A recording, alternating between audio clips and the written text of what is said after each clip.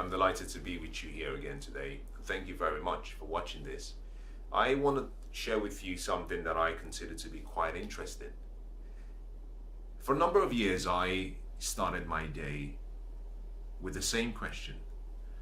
What am I expected to do?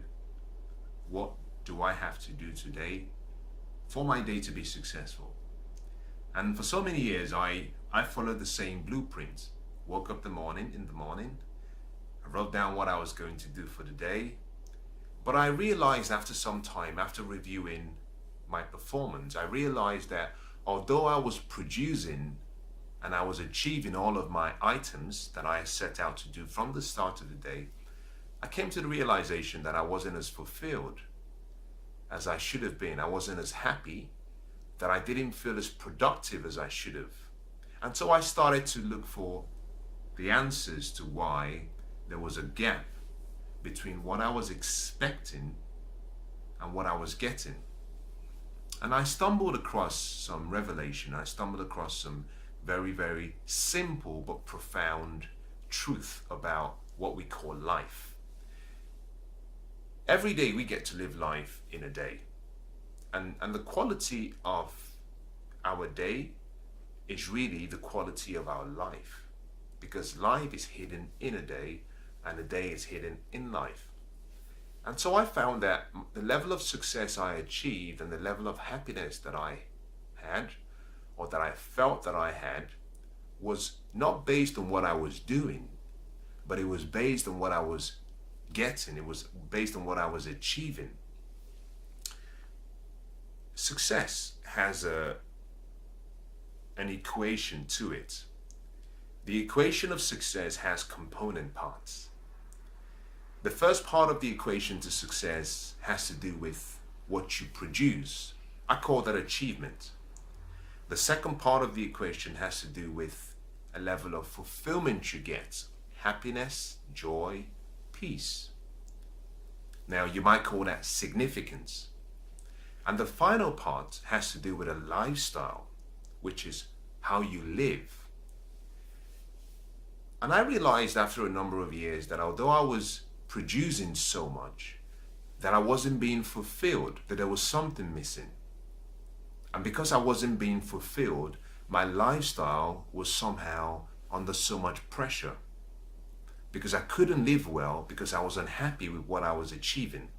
Now I was producing a lot, but I just felt as though I wasn't achieving all I should have been achieving. The reason for this was simply that I was using the word goals every day, and sometimes I use the word to do. And by changing the word goals and substituting it with the word results, or you can call it outcomes, I found that I went from performing at average level to performing at world-class standard. That my expectations of the day were being met just by changing the word. Now you might think and you might say, how is this possible by changing one word? Let me explain.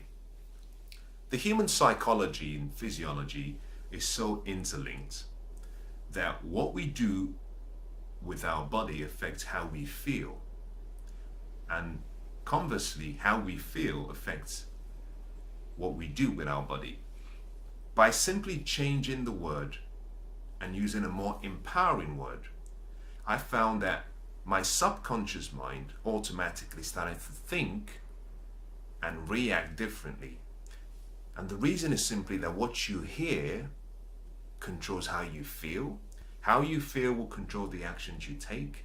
The actions you take will determine the results you get, and the results you get will qualify and determine the outcomes of your day. And that is your life. So your destiny is really hidden in what you focus on.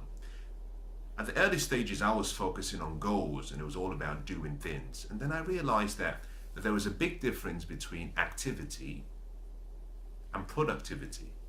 That it was possible to be busy every day, but you're not producing much. I came to the understanding that it wasn't about how hard I worked, that it was about how much value I was producing and creating for myself, but also for other people. I love what Paul Getty says, J. Paul Getty, he was one of the richest men who ever lived, and he was an industrialist. And he made a statement that I found very interesting and very fascinating. He said, I have seen as much people fail from attempting too many things as I have from attempting too few. Now think about that. What he was simply trying to say there was, it's not about being busy. In some cases, less is actually more. But less becomes more if it has purpose. The difference between your goals, which is what you do, and your results is purpose. Because purpose gives you energy and gives you the why. Purpose allows you to focus on what's most important and helps you see the wood from the trees. I found that historically, I was majoring on minor things. By changing my focus from goals and what I had to do to my results and what I wanted to obtain, I found leverage. And if you can try this, you would find that there's an emotional change in your you feel change in your feelings, there's an emotional shift in you when you use the word results. This applies to every area of life, relational, physical, spiritual, emotional, mental, even goes as far as your career, your business, your financial dreams. If you stop and you ask yourself the question, what outcomes do I want? What results do I want? What you find is that you begin with the end in mind. Because you start with the end, you can work backwards. By starting with the end in mind, you're able to ask yourself more empowering questions, such as, what do I have to now do to achieve what I want? This is quite different, because if you start from the beginning, you might just ask yourself, what do I need to do? And you can spend a lot of energy and effort and time, and you can work really hard, but at the end, you produce very little. Now think about this. Some of the hardest working people in the world are the poorest paid. Now, you might say that's unfair. Well, I'm not really asking you to judge and consider what is right or what is wrong. There is something I know, and that is that life gives us what we deserve. But what we deserve is always based on the value we create. It's not based on the problems we solve. The problems we solve is connected to value. They both have to be connected. Yes, you have to create value for people through problems you solve. But if you focus on solving problems only without creating value, or without focusing on how much value you're creating, you might find that at the end of each day, you don't feel fulfilled. Because the activity you put in will far exceed the outcomes you get. By reversing it and focusing on the outcomes first, and beginning with the end in mind and working backwards, this helps you shift your focus so that you now stop majoring on the minor things and start focusing on the major things. Because here is a clue. 80% of what you do every day will only contribute approximately 20% of the happiness and the value you create. This comes from the Pareto principle, or what we call the 80-20 rule. And the ratio varies depending on how you apply it and where you apply it. But traditionally, also, 20% of what you do every day will create about 80% of the value at the end of the day. Let's move it one step further and think about this in your relationships. I'm quite certain that if you were to analyze your relationships, you might find that 20% of the people that you spend the most time with create the most happiness in your life. And that 20% might produce about 80% of your joy and happiness. Now, this is the key. By focusing on outcomes and results, you're able to focus your time, your energy on the vital few things that creates the most results, creates the most value. Now, for me, this was a breakthrough experience because I come from very humble beginnings, and I just couldn't understand how by changing one word, that word could change how I was thinking, and that could change what I was doing. It was quite interesting and exciting for me.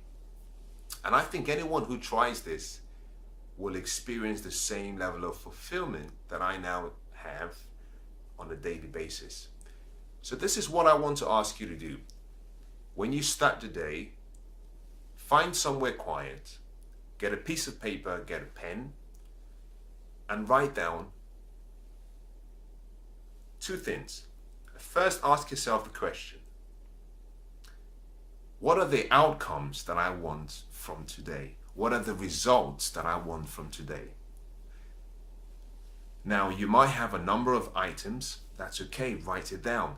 You're focusing on results, not what you do.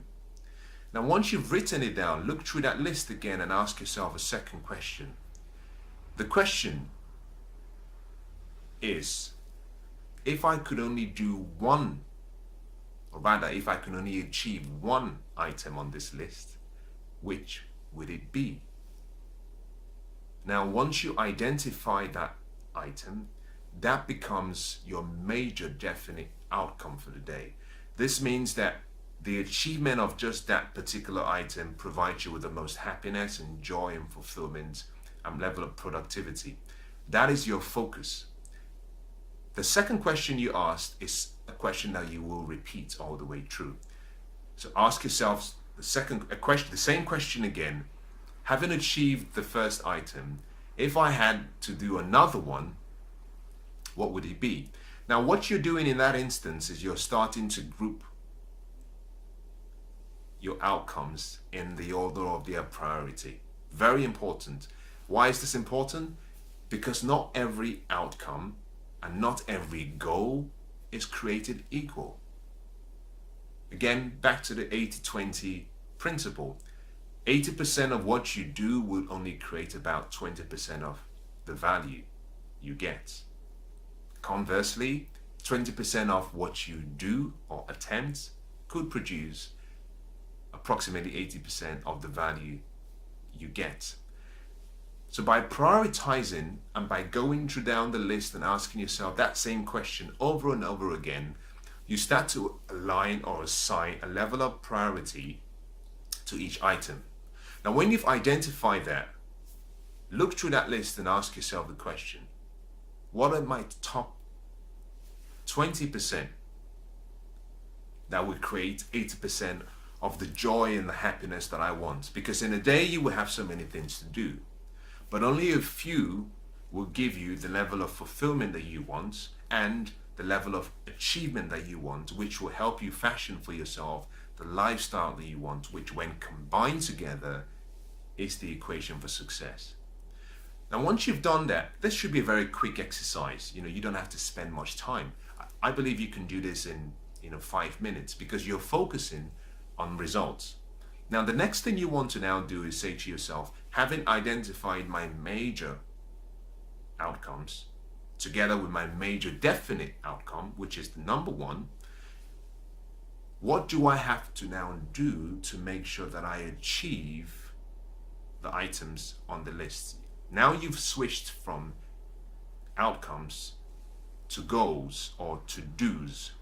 Now you can then focus on activity. So you've started with looking at what am I expected to produce. Now you're going to look at what am I expected to do. And then you can then look at what resources do I have. It's a very simple way of making a radical change to your life. And the reason it's so simple is because you're only focusing on doing this in one day. And then you want to repeat it every single day.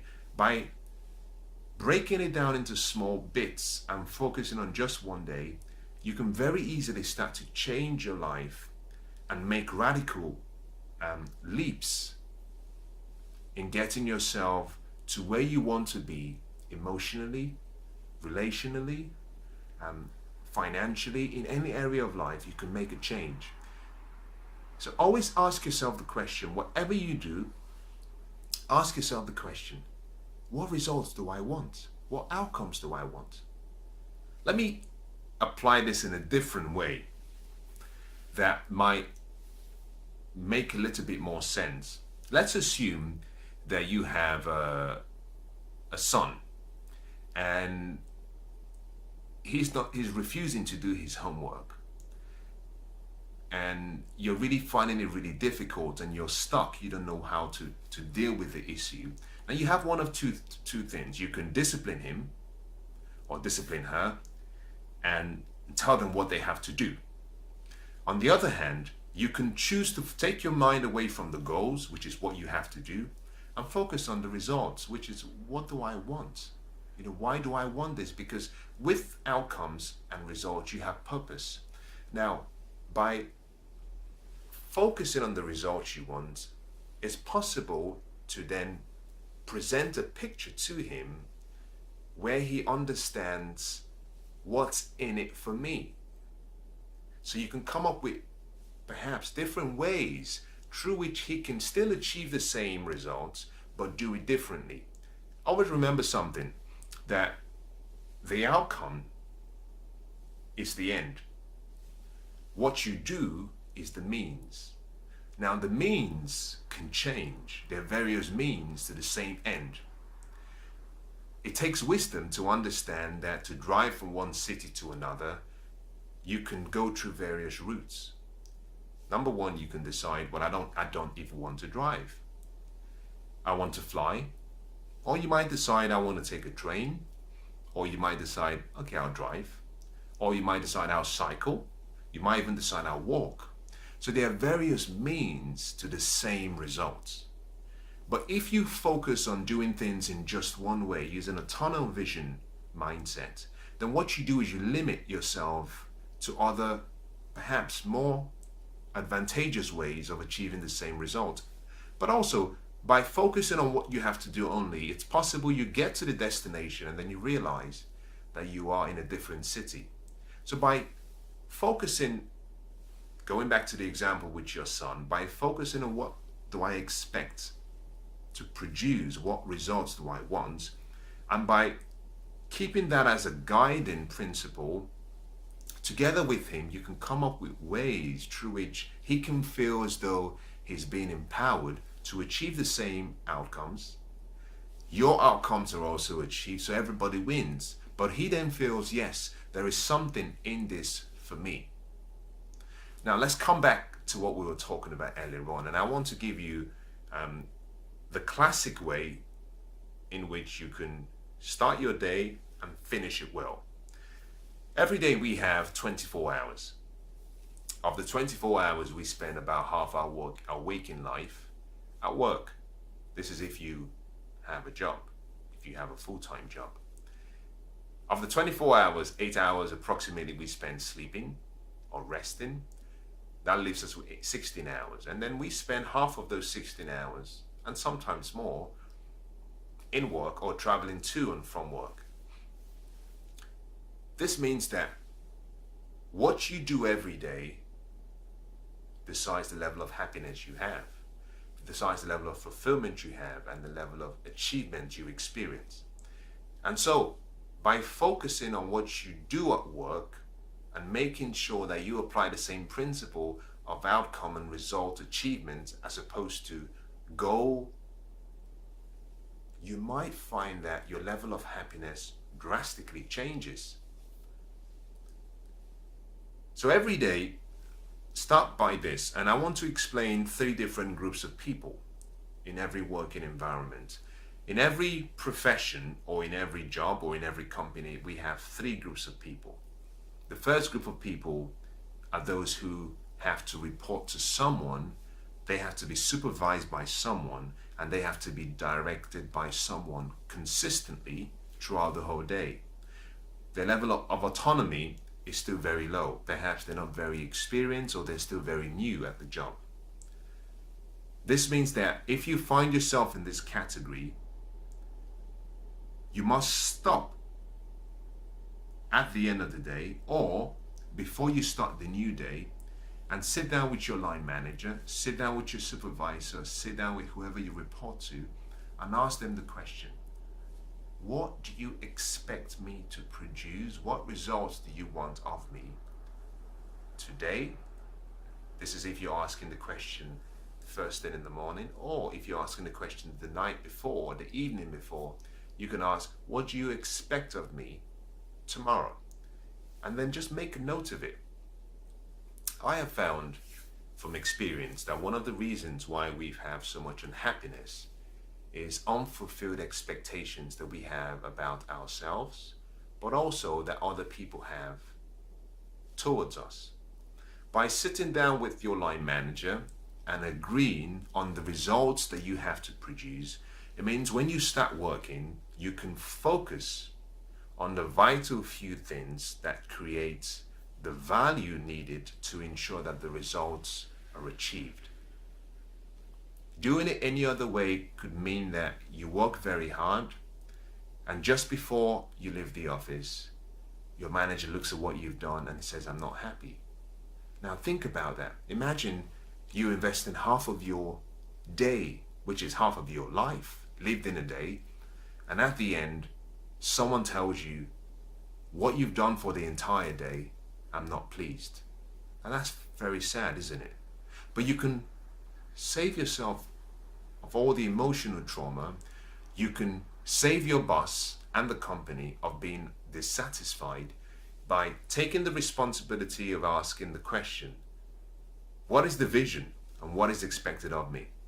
Now, the second group of people are those who have some level of autonomy. They are allowed to do things for themselves, but they still have to report to someone, but not on a consistent basis. This might be they have to report back on a weekly basis, or maybe they have to report back at the end of the day. The same principle applies. Always ask the question.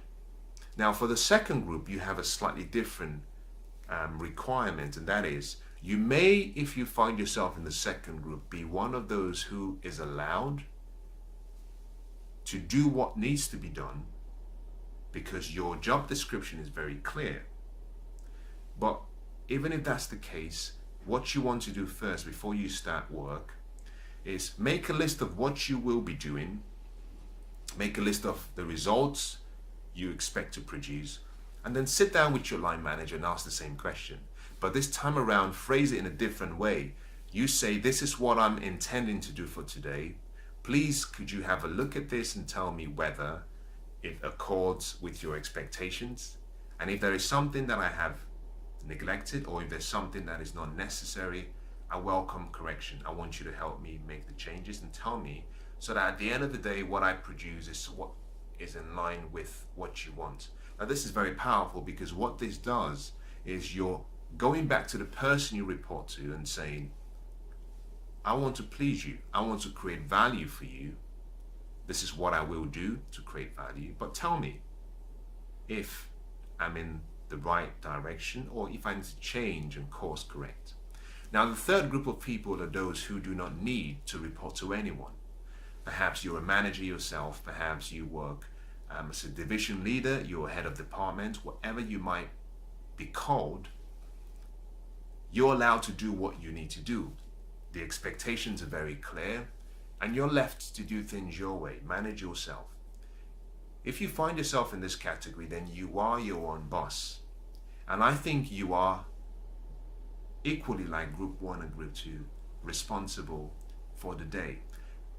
But rather than think and say to yourself, I know what is expected of me, why don't you start the day by doing the same process, identify what results you want, but this time around, ask yourself the question, how would I know when I've achieved those results? Because the people in group 1 and group 2 have someone measuring their progress, and therefore they can be managed. For group 3, you're the one who gets to measure your progress. So you're responsible not just as the doer, you're responsible for evaluating what you've done. So ask yourself the question, how would I judge my performance, and how would I score myself at the end of the day? And come up with your own way of reviewing your productivity and your performance and comparing it against what was expected, or rather what you set for yourself at the start of the day. So professionally, these are ways through which you can use outcomes to alter your feelings and your level of happiness and joy and your productivity every day. The same principle applies to your personal life. Now, what I found is that because we have a structure within a working environment, there is a structure, there is a job description, there is an expectation within the environment to work in a certain way, that discipline is expected. And so most people achieve more professionally than they do in their personal lives. But think about this. Your life is comprised of what you do as a profession, but also there's a second part of it, which is your personal life. Now, because you spend more than half of your waking life at work, most people get to the point where after they've arrived back at home, they've done so much trying to build someone else's dreams and goals that they don't have any more energy to stay up and try to do what they know is right for them in their personal lives. And so my recommendation would be this: when you wake up in the morning, whilst you're preparing your professional results and outcomes for the day, do the same thing for your personal outcomes and results. Because the quality of your life will be dependent on how well you've integrated your work and your personal life. I call that work-life integration. Don't focus on trying to get a balance, because to get a balance sometimes may not be feasible. Not that it's not necessary, but it all depends on the priorities you have for yourself. There are various priority areas in life, and you might have a priority where you say work is my number one priority at this stage in my life. And so the level of allocation that you give to work is much more, in terms of percentage, it's much more than you might allocate to your physical health. So at different times throughout your life, you will always have priorities, and the ranking and the prioritization of each will vary. But it's good to have work-life integration where you feel that every day you're succeeding in your professional life, but also you're succeeding in your personal life. Now, as I summarize, I'll just say two things. The first thing is change your words, because your words change the ideas. They change the thoughts in your head, and that changes the results you get in your life. To change your life, to create a great day, to create a great life, focus on the results and the outcomes you get on a daily basis, and take the goals and the activities that have to be done and place them in a section where they come as secondary priorities. Begin with the end in mind, start with what you expect to get, and then work backwards to what you have to do. If you're willing to make this slight shift, I believe that your life will change, and that the changes that you would see in your life will amaze you. Now, whatever you choose to do, I want to wish you good luck. God bless.